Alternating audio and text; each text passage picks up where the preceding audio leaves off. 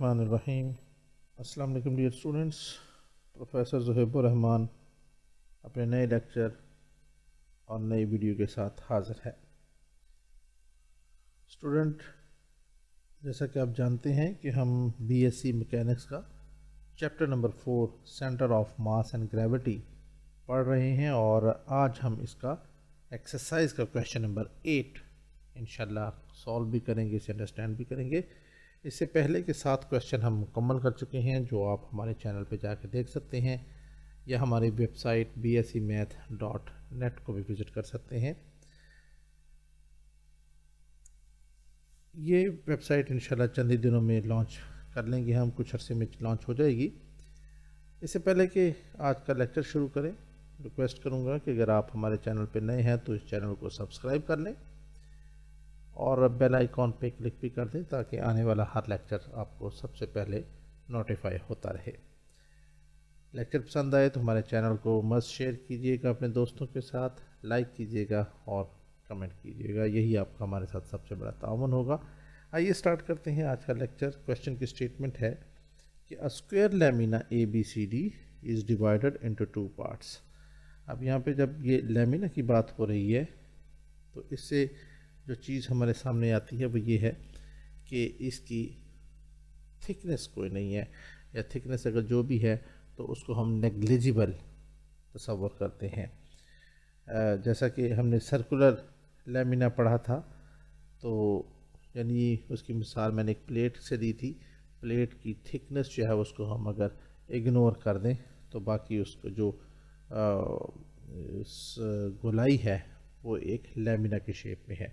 इस केस में हमारे पास एक स्क्वायर लैमिना है, तो इसकी एग्जांपल आप ये समझ लेंगे कोई स्क्वायर शेप कागज़ है पतला सा, तो उसकी यकीनन कोई ना कोई क्या है, एक्स एक्सेस में भी लेंथ मौजूद है, वाई एक्सेस में भी लेंथ मौजूद है, लेकिन यहाँ पे जो उस पेज की जो मोटाई है, थिकनेस दैट, वो बहुत पतली है, नेग्लिजिबल है, तो इसको हम डिस्कार्ड कर देते हैं। तो ऐसी सूरत में जबकि एक लैमिना दिया गया है तो इसको में हम इसकी चूँकि थिकनेस नहीं है तो इसका वॉल्यूम हम कंसिडर नहीं करेंगे। इसमें क्वेश्चन के अंदर इसका एरिया से हमारा लेना देना होगा। तो क्वेश्चन में ये है कि this square lamina is divided into 2 parts, और वो कैसे 2 पार्ट्स में तकसीम होता है, bye joining A to E। अब ये E क्या है, this is the middle point of BC का मिडल पॉइंट है। Okay, prove that the line joining the center of mass of the triangular portion ABE to that of the quadrilateral portion AECD is perpendicular to AE। ये जो दूसरा sentence है prove that से लेके और AE तक, इसको फ़िलहाल मैं डिस्कस नहीं करता, क्योंकि जब तक इसकी डायग्राम फिगर ड्रॉ नहीं कर लेता मैं, उस वक्त तक आपको इसकी कोई ज़्यादा समझ नहीं आ सकेगी। तो सबसे पहले तो हम करते हैं, एक फिगर को ड्रॉ करते हैं, और जब फिगर ड्रॉ कर लेंगे तो उसमें फिर मैं बताऊंगा कि एक्चुअल में हमने प्रूव करना क्या है। तो ये सबसे पहले तो हम यहाँ पे एक स्क्वायर लैमिना ड्रॉ करते हैं। फ़र्ज़ करें ये हमारे पास एक स्क्वायर लैमिना है, और ये जो है एक वो लाइन है। इसको अगर हम कहते हैं ये पॉइंट A है, ये पॉइंट B, ये C और ये D, और ये पॉइंट जो है वो उसको हम कह देते हैं पॉइंट E। क्यों? क्योंकि यहाँ पे लिखा हुआ है this is middle point of BC, तो B और C के दरमियान में ये पॉइंट है।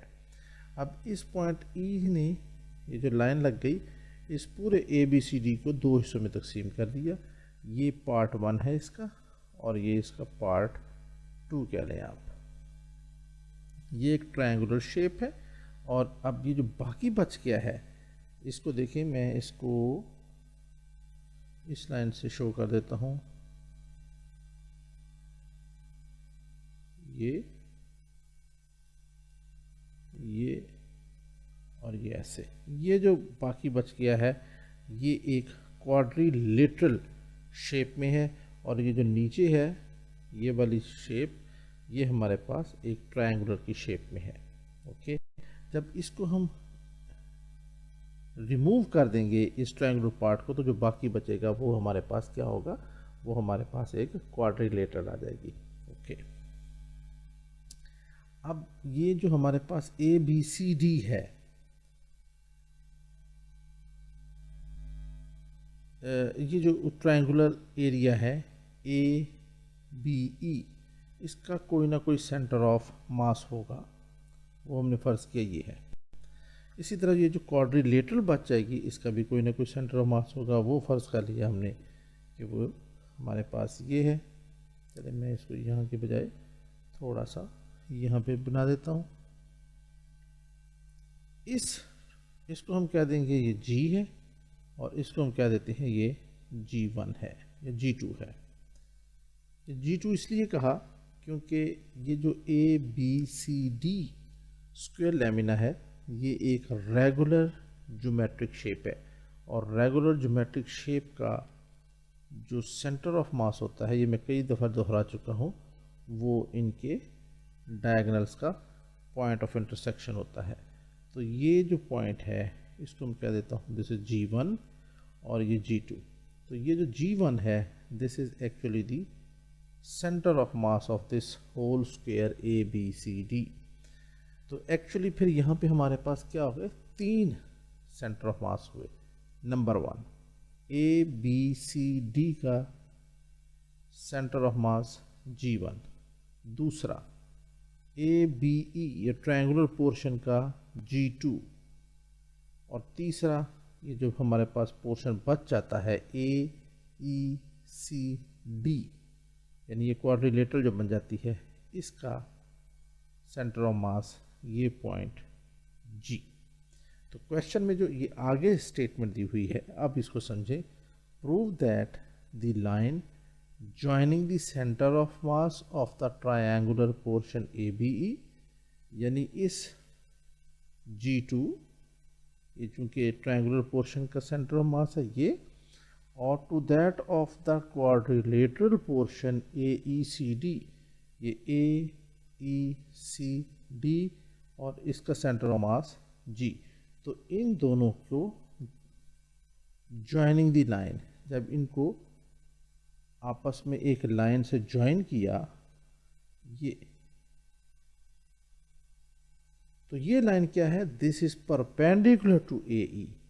ये हमने प्रूव करना है कि ये एंगल 90 का बन रहा है, यानी ट्रायंगुलर पोर्शन का सेंटर ऑफ मास, क्वाड्रिलेटरल का सेंटर ऑफ मास, इनके जब हमने कोऑर्डिनेट्स फाइंड आउट कर लिए, उनको आपस में मिलाया तो एक लाइन बनी, वो लाइन इस ए ई के ऊपर परपेंडिकुलर है, ये हमने प्रूव करना है। आई होप कि अब आपको ये क्वेश्चन समझ में आ गया होगा कि एक्चुअल हमने करना क्या है। अब हम यहाँ पे फ़र्ज़ कर लेते हैं कि इसकी लेंथ ए के बराबर है, तो अगर ये लेंथ ए है तो फिर ये भी ए होगी, ये भी ए होगी और ये भी ए होगी, क्योंकि ये सारा स्क्वायर है। इस लाइन को हम कह देते हैं कि एक्स एक्सिस है, और इस लाइन को हम फर्ज कर लेते हैं this is our Y axis.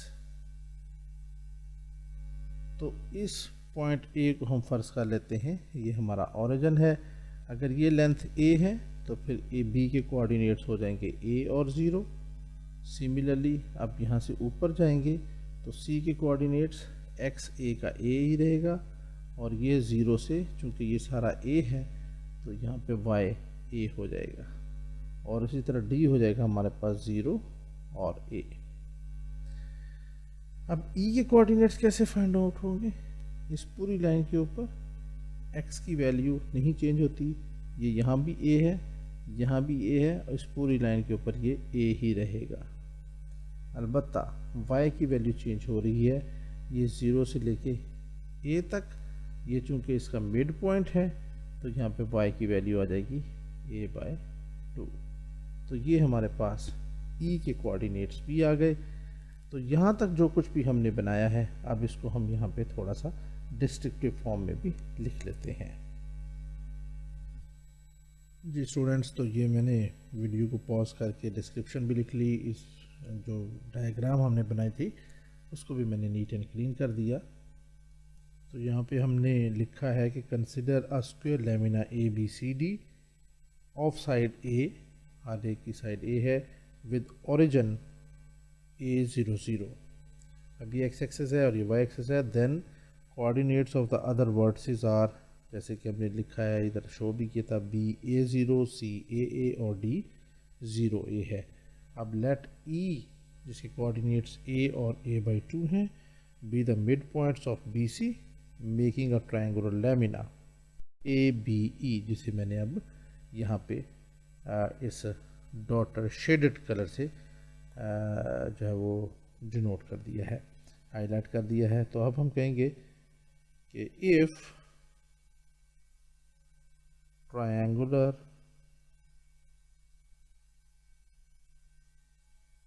triangular lamina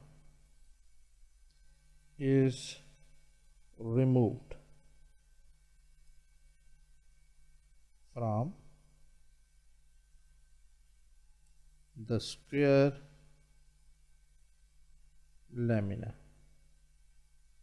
अगर इससे हम इसको रिमूव कर दें तो फिर क्या होगा, देन सेंटर ऑफ मास, तो फिर क्या होगा, then centre of mass of the remaining part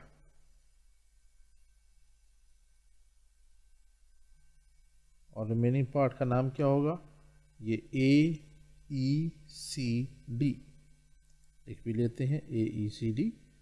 then centre of mass of the remaining part A E C D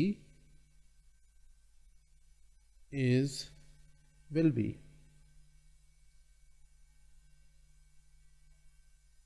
B, इसको हम डिनोट कर देते हैं जी एक्स बार वाई बार से, ठीक है। और ये किस तरह मालूम होता है, एंड इज गिवन बाय, हमने फार्मूला इसका पढ़ा हुआ है कि अगर हमने एक्स बार मालूम करना होगा तो होता है m1 x1 minus m2 x2 divided by m1 minus m2, और इसको हम कह देंगे दिस इज इक्वेशन नंबर 1।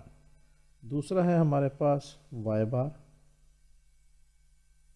इसको मालूम करना तो ये होगा m1 y1 minus m2 y2 divided by m1 minus m2, ये हो जाएगा इक्वेशन नंबर 2।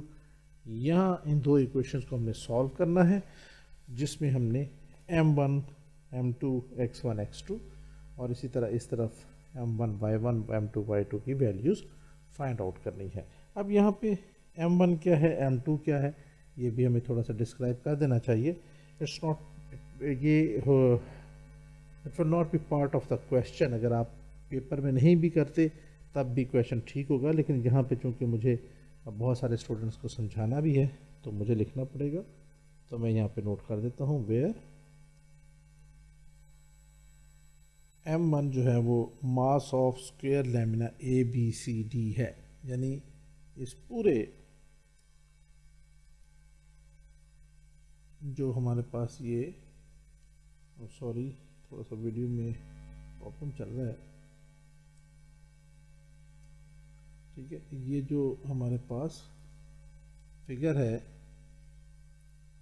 इस पूरे ए बी सी डी, इसका जो हमारे पास मास है इसको हम m1 से डिनोट कर रहे हैं, और ये पूरी बॉडी है ए बी सी डी, और यहाँ पे जो है ट्रायंगुलर लेमिना इसको हम डिनोट करेंगे m2 से, ठीक है जी। तो मैं यहाँ पे थोड़ी सी जगह बना के लिख देता हूँ m2।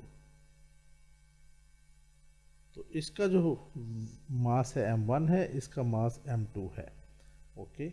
यही हमने यहाँ पे लिखा है mass of square lamina A B C D, this is m1, और m2 है mass of triangular lamina A B ई।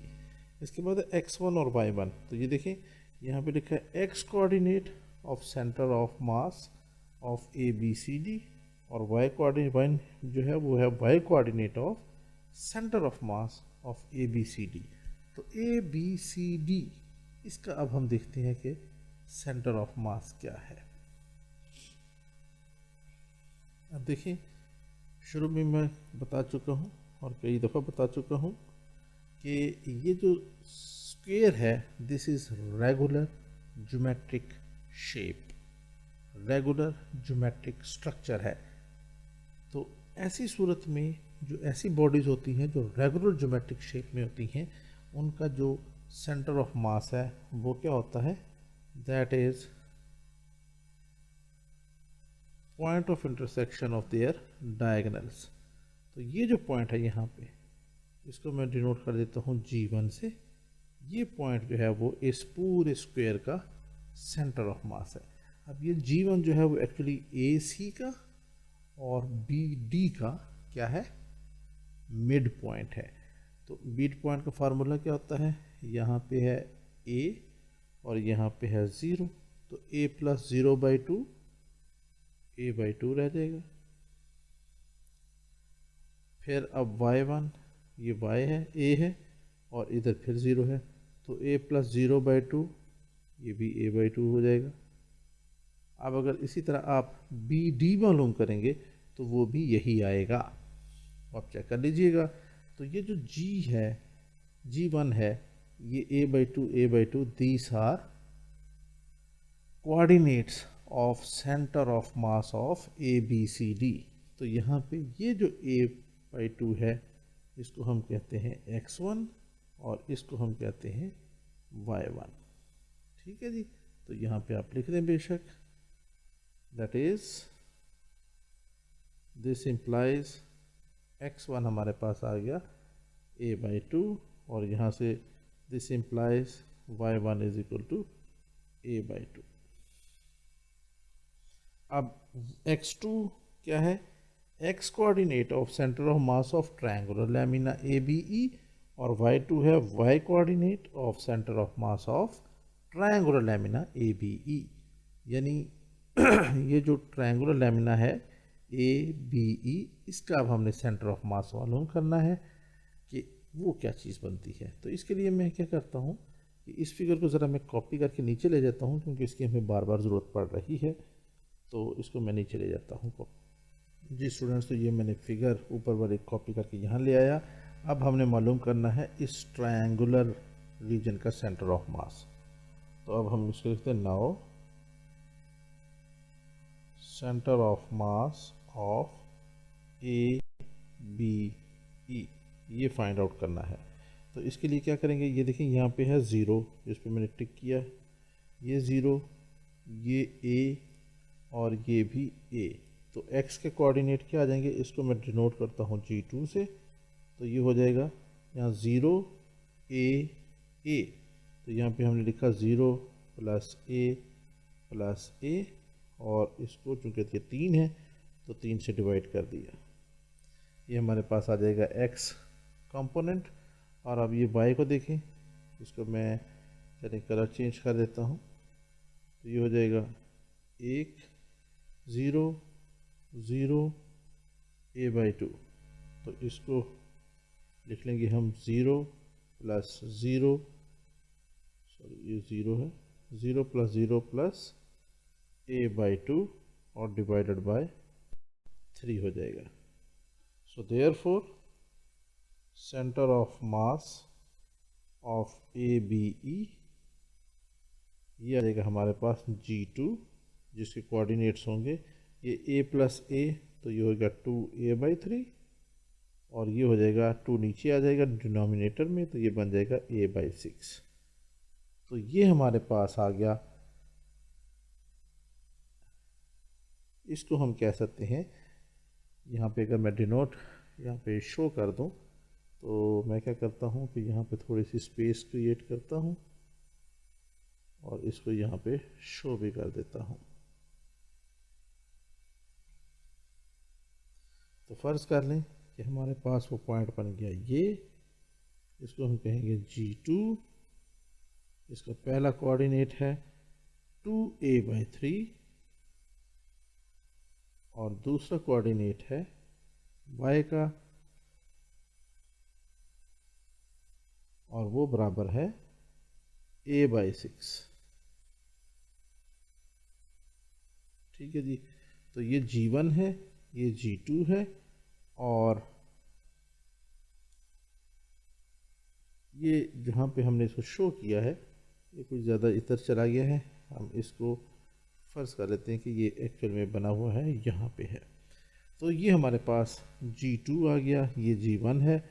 इसको हम कहेंगे, ये जो पहला कोऑर्डिनेट है वो हमारे पास एक्चुअली क्या है, दिस इम्प्लाइज x2 हमारे पास आ जाएगा, ये x2 है 2a/3, और दिस इम्प्लाइज y2 हमारे पास आ जाएगा ये a/6। तो स्टूडेंट यहाँ से फिर हम आप देख सकते हैं कि ये जो चार वैल्यूज़ हैं x1 y1 x2 y2 ये हमने फाइंड आउट कर ली। अब हम जाएंगे कि किसी तरह से हम m1 और m2 कैसे निकालते हैं। तो इसके लिए हम फिर क्या करते हैं, हम यहाँ पे लिखेंगे now if rho is the density of square lamina ABCD, then तो फिर रो किसके बराबर होगा, मास ऑफ ABCD, और ये चूंकि मास पर यूनिट एरिया होगा तो इधर आ जाएगा area of ABCD। This implies rho is equal to, अब मास ऑफ ABCD को हमने m1 कहा हुआ है तो ये m1 हो जाएगा, और एरिया क्या हो जाएगा ABCD का, ये पूरे स्क्वायर का एरिया क्या होगा, ये भी A है और ये भी A है, इस साइड पे ये भी सारा A है। तो लंबाई ज़रब चौड़ाई स्क्वायर का एरिया होता है, तो A मल्टीप्लाई बाई A क्या हो जाएगा, A multiply by A। So therefore यहाँ से फिर हमारे पास आ जाएगा m1 इज इक्वल टू, रो को A स्क्वायर से मल्टीप्लाई कर दिया तो ये हो जाएगा A स्क्वायर रो, और ये हमारे पास m1 निकल आया। इसको हम कह देते हैं this is equation number 3। Similarly अब हम मालूम कर लेंगे m2। सिमिलरली किया तो ये हो जाएगा rho is equal to mass of triangular lamina, अब बारी है ABE की, और ये भी मास पर यूनिट एरिया होगा। तो अब यहाँ पे मालूम करेंगे हम मास नहीं area, mass of ABE divided by area of ABE। तो ये आ जाएगा हमारे पास, this implies rho is equal to, mass को हमने शो कर दिया m2 से, और एरिया ऑफ ट्रायंगुलर रीजन किसके बराबर होता है, फार्मूला क्या है, 1/2 multiply by base multiply by altitude, यही होता है। तो यहाँ से फिर क्रॉस मल्टीप्लिकेशन करें तो m2 हमारे पास आ जाएगा, m2 is equal to rho multiply by, अब ये रो के साथ ये सारा डिनोमिनेटर मल्टीप्लाई हो रहा है तो यहाँ पे आ जाएगा 1/2 मल्टीप्लाई बाय A बेस। अब ये बेस इस ट्रायंगुलर लैमिना की क्या है, A है, तो यहाँ पे आ गया A। आल्टीट्यूड क्या है, आल्टीट्यूड यहाँ से B से लेके E तक ये डिस्टेंस किसके बराबर है, ऑफ कोर्स A/2 के बराबर है। ये आधा है, ऊपर तक जाए तो A है, तो A/2 हो जाएगा इसका altitude. So this implies m2 हमारे पास आ जाएगा ए को ए से मल्टीप्लाई किया ए स्क्वेयर और ए स्क्वेयर को रो से मल्टीप्लाई किया, तो ये हो गया ए स्क्वेयर रो डिवाइडेड बाई 2, 2 ज़ार 4। तो स्टूडेंट्स ये हमने M2 भी फाइंड आउट कर लिया और इसको हम क्या देते हैं, this is our equation number 4। तो गोया हमने इक्वेशन नंबर 1 और 2 देखें, ये वाले इनको मालूम करने के लिए जो जो चीज़ें हमें रिक्वायर्ड थी हमने सारी फाइंड आउट कर ली, ये चारों चीज़ें भी और M1 और M2 भी। तो अब हम एक एक करके इन दोनों इक्वेशंस को सॉल्व करते हैं। तो हम कहेंगे now put all values in equation number 1 and 2, then equation number 1 implies x बार किसके बराबर होगा, यहाँ पे मैं आपको रफ में लिख के भी दे देता हूँ कि इक्वेशन नंबर 1 हमारे पास इसके बराबर है m1 x1 minus m2 x2 divided by m1 minus m2।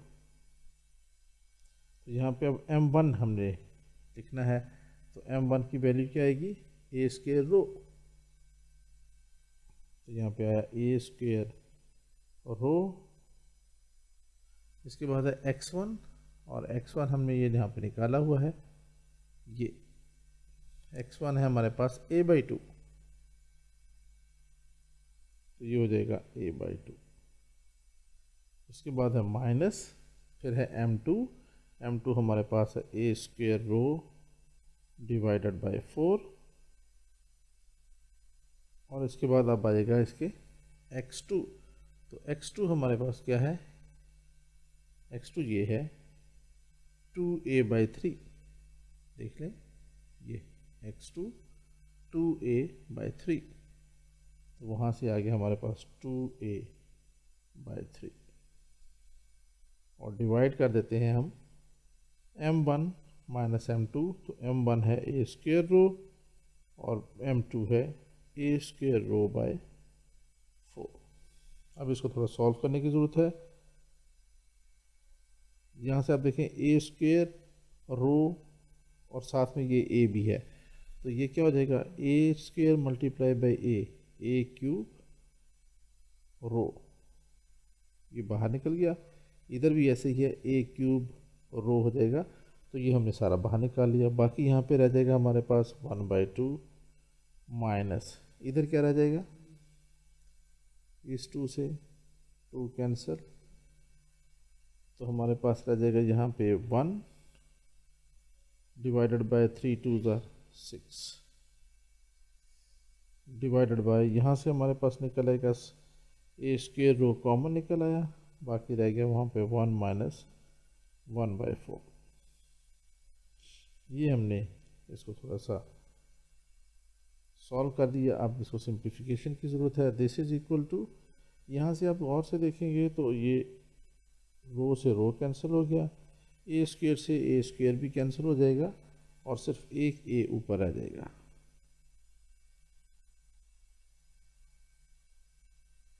अब ये ऊपर 1/2 माइनस 1/6 है, तो इनका एलसीएम लिया तो 6 आ गया। 6 को 2 पे डिवाइड किया 3 को 1 से मल्टीप्लाई किया वो 3 माइनस 1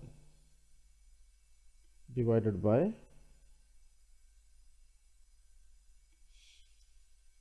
यहाँ पे आ जाएगा 4 माइनस 1 3/4।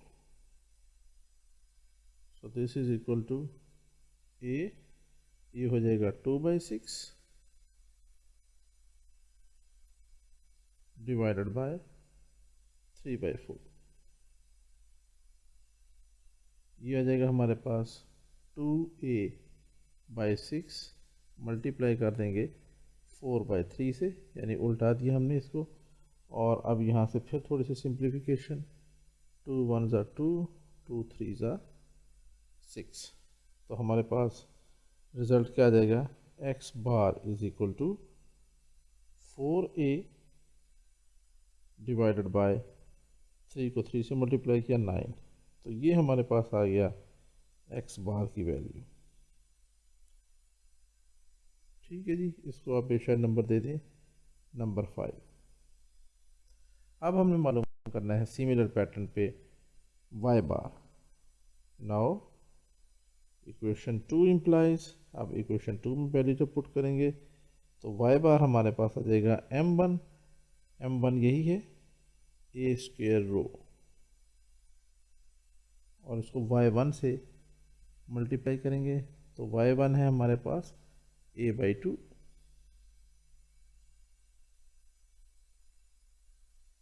माइनस, अब आ जाएगा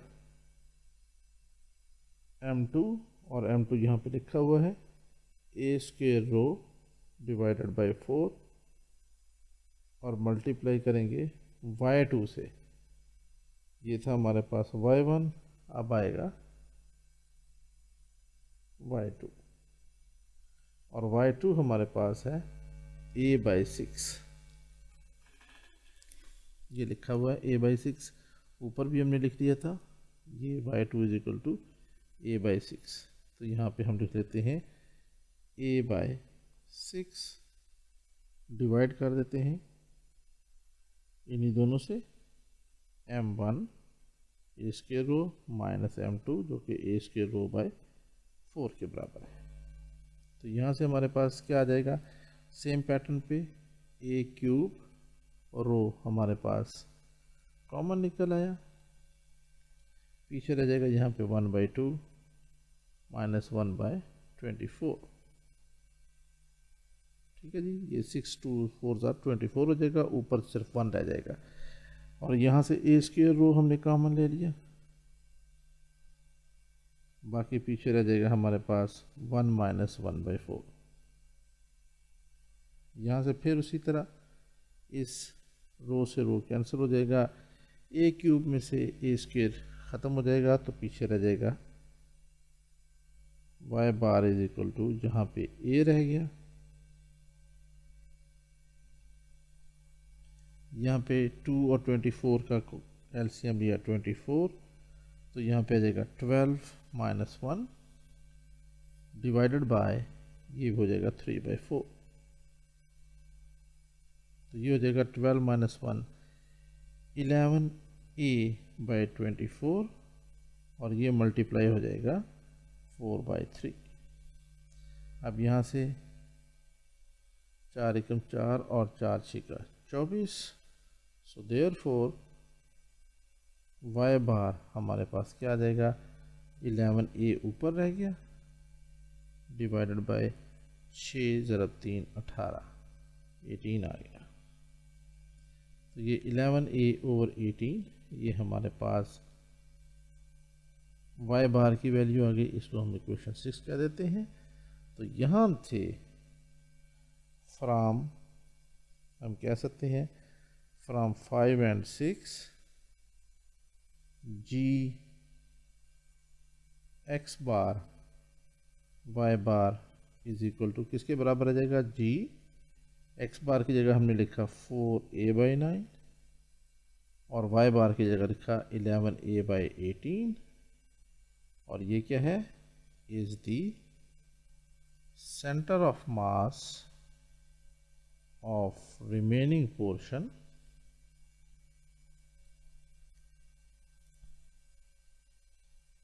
और उसकी बाउंड्री क्या है, AECD, ये आ गया हमारे पास। तो हम यहाँ पे ये भी लिख लेते हैं AECD, फर्ज कर लें कि इस रिमेनिंग पोर्शन का ये आ गया, यहाँ पे करके ये सेंटर ऑफ मास आएगा, और इसका नाम हमने G रखा, और ये हो जाएगा 4a/9, और यहाँ पे आ जाएगा 11a/18, ये हमारे पास सेंटर ऑफ मास आ गया। अब आगे हमने ये प्रूव करना है कि अगर इन दोनों को हम एक लाइन से मिला देते हैं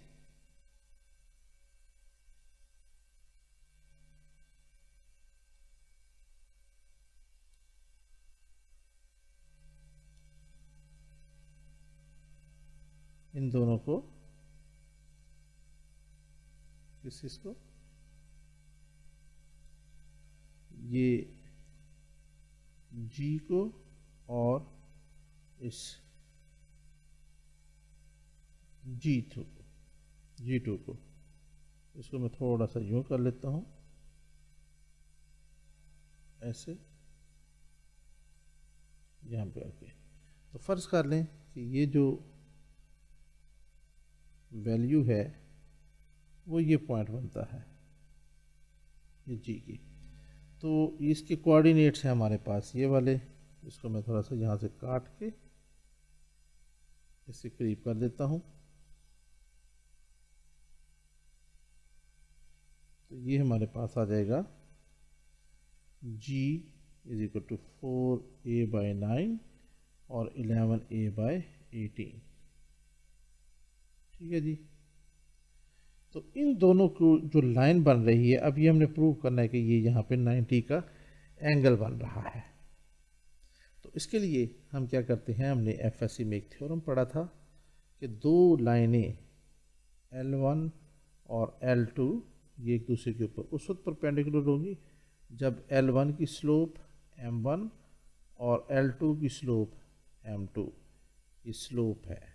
ठीक है, स्लोप, और इसकी भी स्लोप, इन दोनों की स्लोप को अगर हम मल्टीप्लाई कर दें और वो रिज़ल्ट -1 आ जाए तो हम कहेंगे कि ये दोनों लाइंस जो हैं वो एक दूसरे के परपेंडिकुलर हैं। तो अब हमने इस चीज़ को यहाँ पे चेक करना है। इसके लिए हम सबसे पहले क्या करेंगे, पहले हम लेंगे इस AE की स्लोप। ठीक है, तो हम यहाँ पे लिखते हैं नाउ स्लोप ऑफ AE, और स्लोप किसके बराबर होती है, इसका फार्मूला भी याद रखें, y2 minus y1 divided by x2 minus x1। अब यहाँ से x2 और y2 ये जो हमने निकाले हुए हैं ये मुराद नहीं है। ठीक है, इनसे मुराद ये है AE।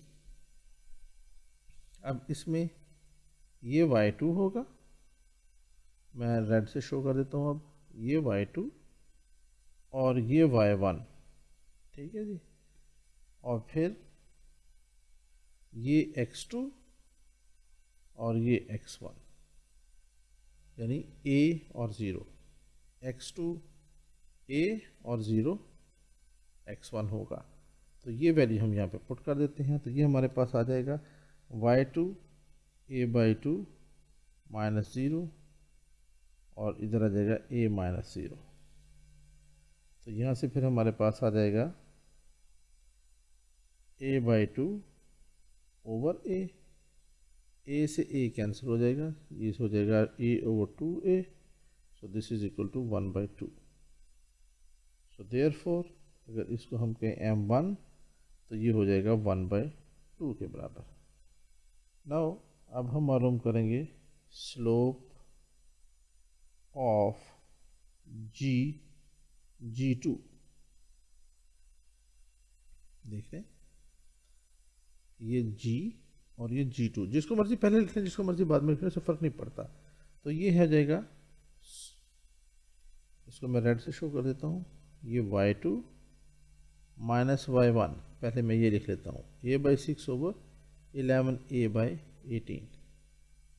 तो ये आ जाएगा हमारे पास a/6 minus 11a/18 divided by इस फार्मूले से x2 माइनस x1। तो अब यहाँ पे देखें 2a/3 माइनस 4a/9, ये आ जाएगा 2a/3 माइनस 4a/9। थोड़ा सा सिंप्लीफिकेशन,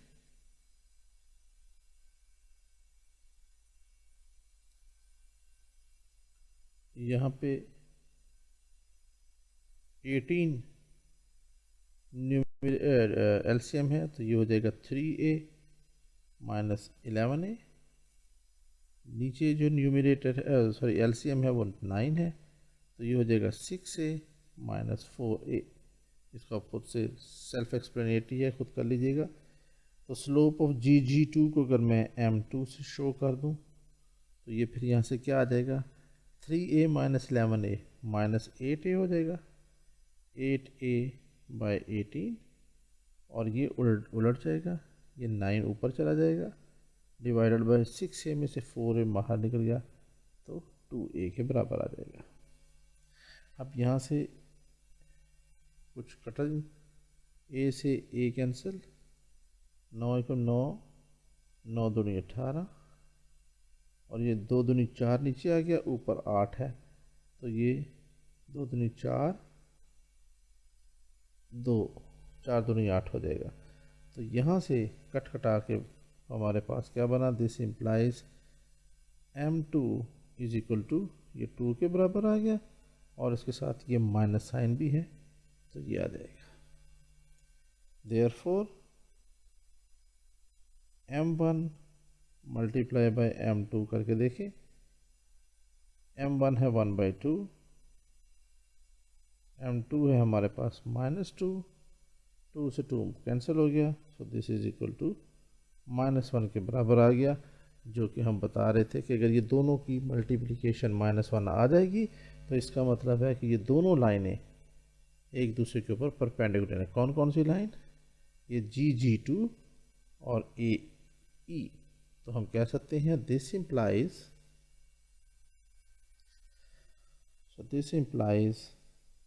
GG2, ये वाली लाइन इज perpendicular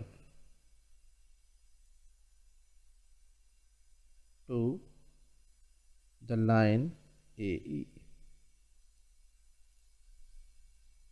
और स्टूडेंट्स यही हमने प्रूव करना था, और इसे हम लिखते हैं hence the proof. I hope student कि ये क्वेश्चन आपको अच्छी तरह समझ में आ गया होगा। मैंने बड़ी कोशिश की है एक एक चीज़ को साथ लेते हुए चलूँ और आपको आखिर तक किसी जगह पे प्रॉब्लम ना हो। मैं अपनी इस काविश में किस हद तक कामयाब हुआ आपने ज़रूर कमेंट्स में बताना है, और अगर चैनल आपको अच्छा लगा, लेक्चर आपको अच्छा लगा, तो इसको लाइक और सब्सक्राइब और दोस्तों से शेयर ज़रूर कर दीजिएगा। इंशाल्लाह मिलते हैं बहुत जल्द अपनी नेक्स्ट क्लास में, जब तक के लिए इजाज़त।